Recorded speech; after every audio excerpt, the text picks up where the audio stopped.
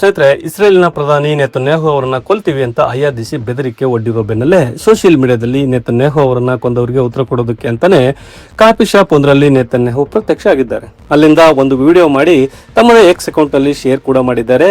ಹೌದು, ನಾನು ಸತ್ತಿದ್ದೇನೆ ಒಂದು ಕಪ್ ಕಾಫಿಗಾಗಿ ಅಂತ ಜೋಕ್ ಮಾಡ್ತಾ ದೇಶಕ್ಕಾಗಿ ನಾನು ಪ್ರಾಣ ಕೊಡೋದಕ್ಕೂ ಸಿದ್ಧ ಅನ್ನೋ ಮಾತನ್ನ ಇಲ್ಲಿ ನೆತನ್ಯಾಹು ಅವ್ರು ಹೇಳ್ತಿದ್ದಾರೆ.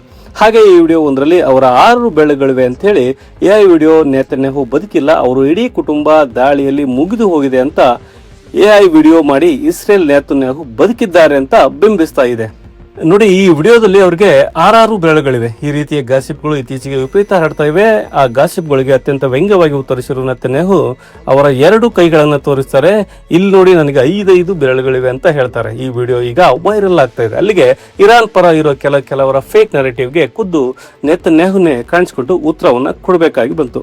ಇನ್ನು ಮುಸ್ತಫಾ ಖಮೇನಿ ಬಗ್ಗೆ ಕೂಡ ಇದೇ ತರದ ಮಾತುಗಳಿವೆ. ಮುಸ್ತಫಾ ಡ್ಯಾಮೇಜ್ ಆಗಿದ್ದಾರೆ ಅನ್ನೋ ಸುದ್ದಿಗಳು ಕೂಡ ಅವರು ಬದುಕಿಲ್ಲ ಅನ್ನೋ ಮಾತುಗಳು, ಬದುಕಿದ್ದೆ ಅಟ್ಲೀಸ್ಟ್ ಅಧಿಕಾರ ಸ್ವೀಕಾರ ಸಂಭ್ರಮದಲ್ಲಾದ್ರೂ ಕೂಡ ಅಥವಾ ಕುಡ್ಸ್ ಡೇ ಅಲ್ಲೋ ಶುಕ್ರವಾರದ ಪ್ರೇಯರ್ ಡೇ ಅಲ್ಲೋ ಅವರು ಈ ತರದ ವಿಡಿಯೋ ಮಾಡಿ ಬಿಟ್ಟಿದ್ರೆ ಚೆನ್ನಾಗಿರ್ತಿತ್ತು ಅಂತ ಅನ್ಕೊಂತೀನಿ.